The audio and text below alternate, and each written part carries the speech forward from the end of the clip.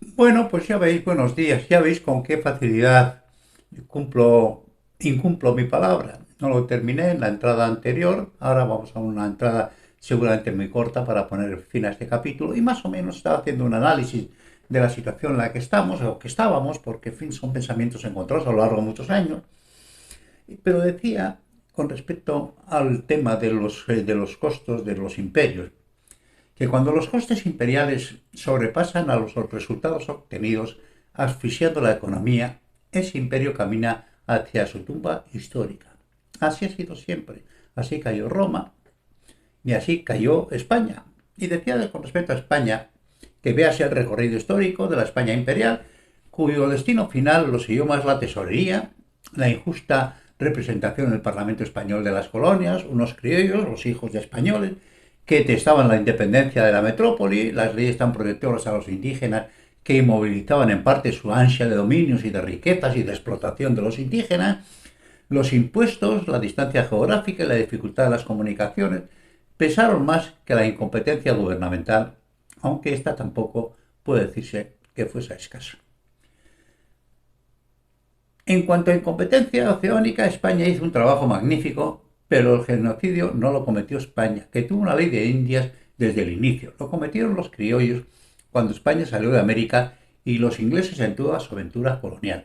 Los auténticos genocidas en América, yo creo que el gran genocida fueron las enfermedades que llevamos los europeos, el que más, pero hubo una voluntad sistemática de matar a los nativos por parte de los ingleses, una voluntad sistemática de matar, y sin embargo en España hubo una ley de Indias desde el principio, se crearon universidades, los protagonistas de una buena parte de todo el tema americano fueron la religión, fueron los religiosos, en fin.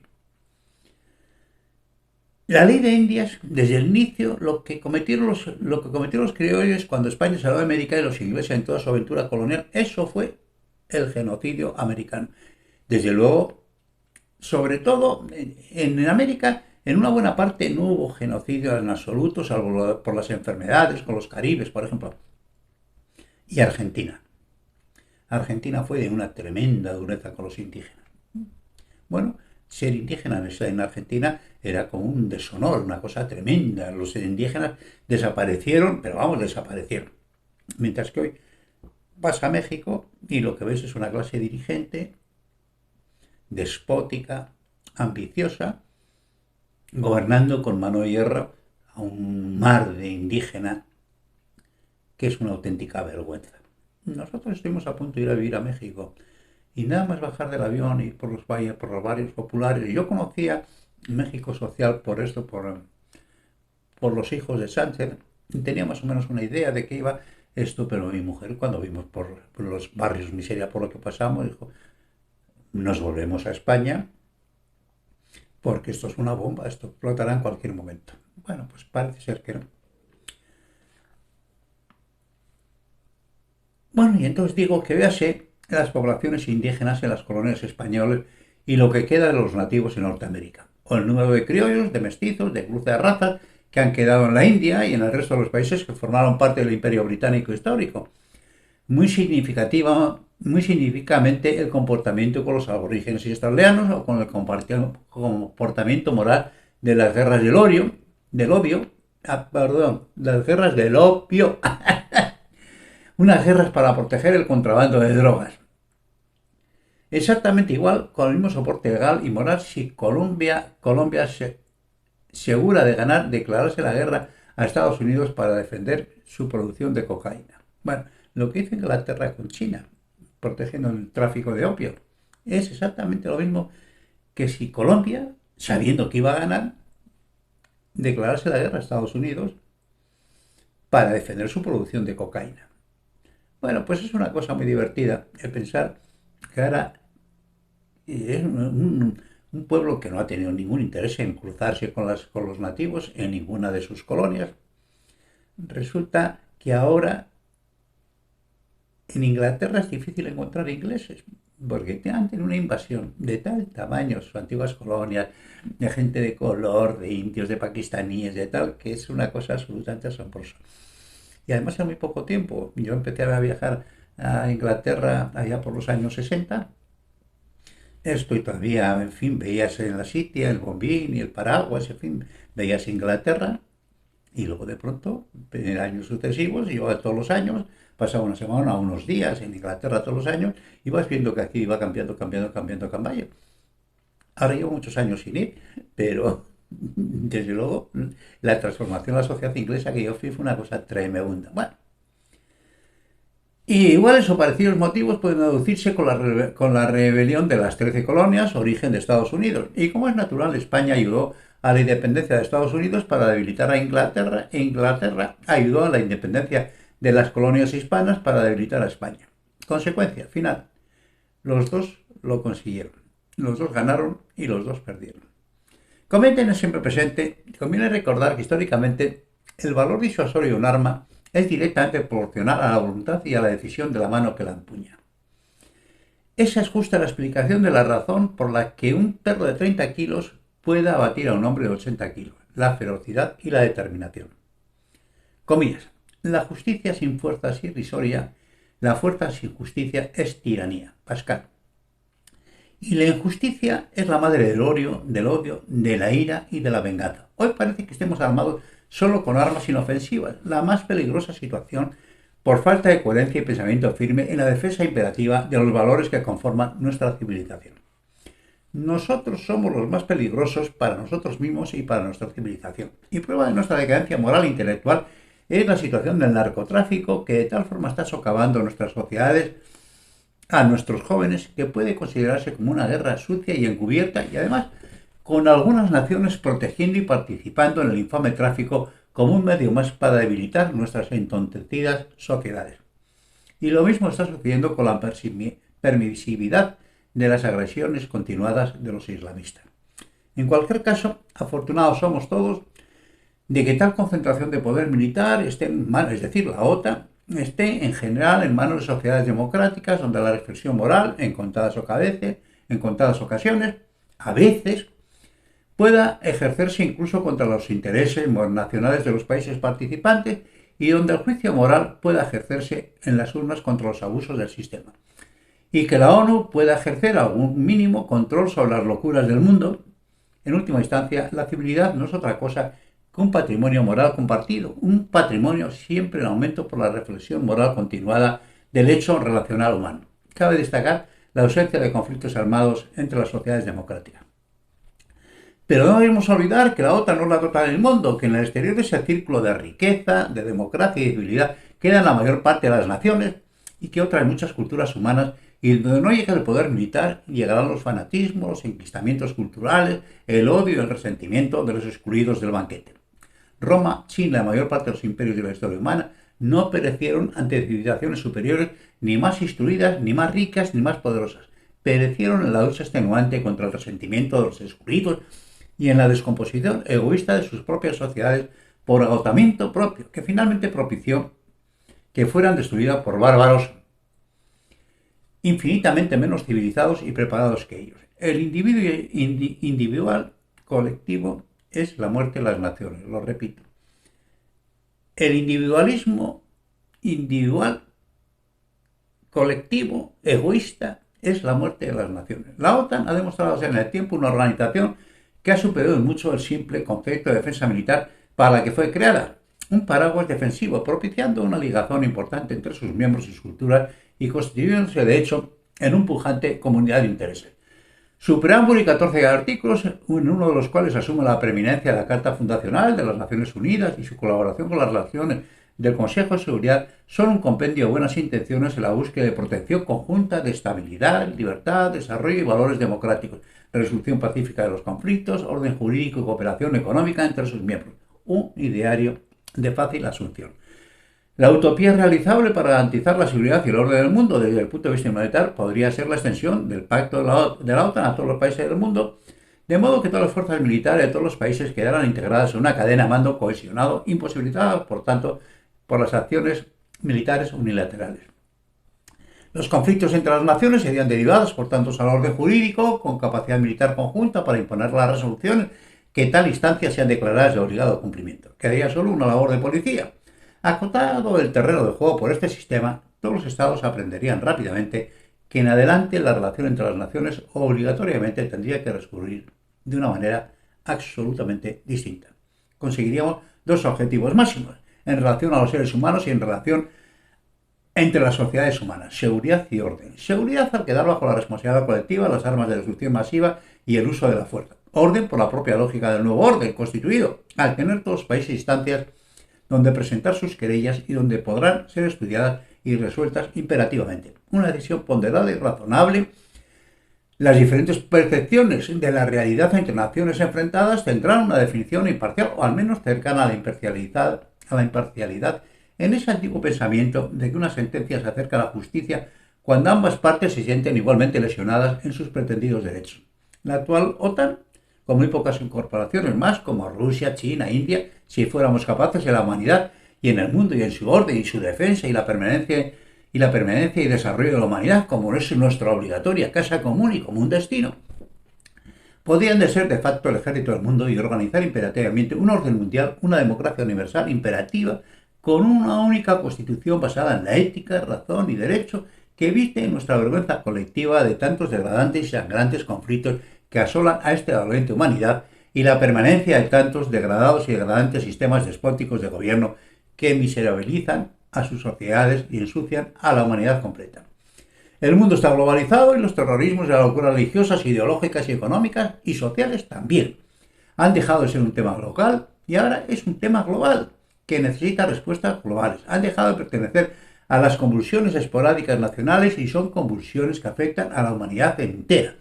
Y la interdependencia en los temas económicos, ecológicos y tecnológicos nos dicen sin pausa ni descanso que nuestro planeta tiene que ser administrado como un todo.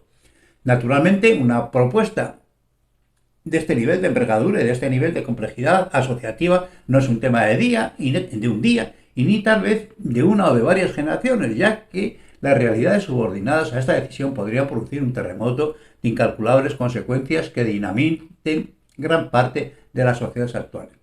Como ya se ha dicho otras veces, no es el tiempo lo importante, lo es la dirección. Tamaño de las Fuerzas Armadas, Consejo Político, representatividad, mecanismos participativos, cuotas de poder real, por población, por gasto, por capacidad real, cadena de mando, comité ejecutivo, en fin, 1.000.000 de problemas solucionables en su tiempo. Solo es trabajo, como estamos viendo con la Comunidad Europea, de parecida o mayor complejidad asociativa.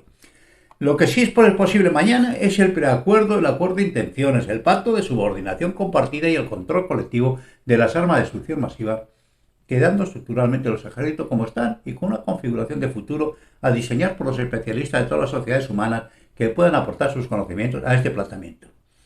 Por este camino, la posibilidad de querellas humanas que terminan en guerra quedarían seriamente limitadas y los enfrentamientos locales se convertirían en simples operaciones de policía, ya que tanto la fuerza como la fuerza moral y jurídica y la capacidad para imponerla quedarían en manos de la colectividad ilustrada sin exclusiones y sin excepciones. Un nuevo entendimiento del mundo.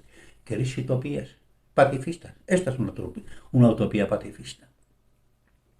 Aunque parezca mentira, el problema de más difícil solución no va a ser la colectividad, que verá la seguridad conseguida como buena por sí misma, ni siquiera el estamento militar, cuya definición de tamaño y funciones será un tema de generaciones, ni siquiera un tema problemático para el aparato de los estados, que encontrarán conseguidos los objetivos máximos de su función: seguridad interior y exterior y orden colectivos garantizados. El gran problema serán los grupos económicos, el complejo financiero, militar, industrial, corporativo y todas las empresas dedicadas a la investigación, fabricación y comercialización de armas y los distintos beneficiarios de las industrias de seguridad, tanto en la destrucción como en la reconstrucción, que en casi todos los países, singularmente en Estados Unidos, China y Rusia, representan un poder fáctico de enorme influencia y en muchas ocasiones una parte importante del PIB de sus economías, con importantísimos beneficios, dando empleo a millones de personas.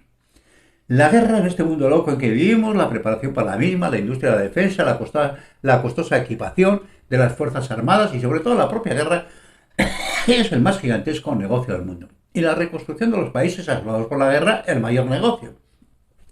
Y cuando cualquier actividad produce ganancias por miles de millones, cualquier cambio que pueda perjudicar ese negocio tiende a hacerse imposible. Comillas. Los mismos que nos bombardearon nos han prometido ayuda humanitaria. Parecen buena gente. El roto. Ya me he referido a él en este libro, que es este humorista gráfico que de vez en cuando tiene pensamientos absolutamente geniales. Lo repito porque es para pensarlo.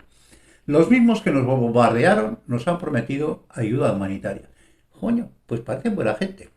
No es bueno para la humanidad la existencia de un complejo industrial, militar, financiero de tanta importancia y tanto peso en la generación de riqueza para sus sociedades de origen, ya que, sí, que su existencia crea una dicotomía contradictoria. Por un lado, son parte de la solución para defender la inseguridad del mundo, base de la defensa de su sociedad de origen, pero por otro, su existencia depende de la inseguridad del mundo, de la continuación en el tiempo de esta inseguridad, que es la base de su negocio, la razón de su existencia. Comillas. Yo estoy por lo positivo y mis derechos percibo, porque no hay ley ni hay alcalde que me haga enterrar de balde. Pues que de los muertos vivo. Serra. Os lo repito. Yo estoy por lo positivo y mis derechos percibo, porque no hay ley ni hay alcalde que me haga enterrar de balde, pues de los muertos vivo. Así hablan los muchos sepultureros que en el mundo existen, existieron y existirán. Son muy divertidas y muy diversas y muy documentadas informaciones que ligan los específicos problemas de tan singular industria a muchos escenarios de inseguridad y confrontación, muchas veces en la génesis del problema y siempre en su alimentación y en su continuidad. En última instancia, la inseguridad y la muerte son su negocio. Podría haber una solución desarrollando esta concepción utópica un paso más. Hablemos de grandes utopías. ¿Queréis más grandes utopías? Pues mira, os doy la siguiente. El quid de la cuestión sería el mantenimiento por países del gasto universal en armamento, exactamente el mismo presupuesto que en gastos militares y en gastos de armamento en todos los países, en valor constante durante el primer siglo del tercer milenio, únicamente que redefiniendo la dirección del gasto. Si la humanidad es capaz de hacer el cuantioso sacrificio económico que supone el gasto militar en todas las economías, obligada por la necesidad de garantizar la seguridad colectiva de sus países, y si esta seguridad puede alcanzarse con otra concepción de la relación humana, parece evidente que este mismo sacrificio podemos mantenerlo en una mejor dirección. Los grandes problemas de la humanidad no son en estos momentos la continuada fabricación de armas que se quedan obsoletas una y otra vez, que se quedan obsoletas de una forma continuada, mientras los fabricantes siguen propiciando nuevos modelos solo con destino a su obsolescencia. Si la humanidad estuviese unida, estaría claro que tenemos capacidad para matarnos todas a todos el número suficiente de veces como para convertir que el aumento del arsenal humano conceptualmente ha pasado del ridículo al disparate más absoluto, tal vez para la defensa planetaria, sobre todo con las cosas naturales como los meteoritos, tormentas magnéticas, causas climáticas y desastres naturales, volcanes y supervolcanes, etcétera, etcétera. Ahí sí podemos meter todo el dinero que queramos. Dediquemos la capacidad de investigación y fabricación de armas, nuestra capacidad económica dirigida a estos fines hacia mejores metas. La primera, la defensa y seguridad del planeta, nuestra casa, el único lugar del universo en que podemos, de momento, vivir de una manera natural. No hay otro sitio. Si vamos a gastar dinero en temas militares en esta dirección. Y en segundo lugar, y de igual importancia que el primero, es otra meta importante, necesaria, lejana y llena de promesas que admite cuanta investigación y gasto podamos dedicar lo que supone la conquista del espacio. El destino ineludible de la humanidad está en la investigación espacial y en localizar otros planetas que podamos habitar, ya que hoy cualquier peligro en nuestro planeta nos condenaría a la extinción de forma inexorable. Y por otra parte, difícilmente podemos concebir un mejor destino para nuestras Fuerzas Armadas, para los ideales de sacrificio y servicio que son su fundamental naturaleza, que liderar el camino hacia esa nueva frontera lejana y promisoria. ¿A qué es una gran idea? La combinación de científicos, militares e industria pública y privada tienen bien acreditada una eficacia demoledora cuando tienen objetivos marcados y dispuestos y dispone de los presupuestos necesarios. Veas el desarrollo exponencial de Airbus en Europa y de las distintas agencias espaciales mundiales, Rusia, China y la NASA como primer referente en tan poco tiempo. Y por otra parte, las ciencias del espacio tienen bien acreditada su capacidad de volver 100 por 1 en cualquier inversión que se realice en sus actuaciones, en su retorno sin fin de nuevos conocimientos para facilitar la vida humana a escala planetaria. Y lo paro otra vez. Otra vez he llegado al final del tiempo que dedico a cada capítulo, pero sí, ya os garantizo que la próxima lo acabamos. Un fuerte saludo para todos.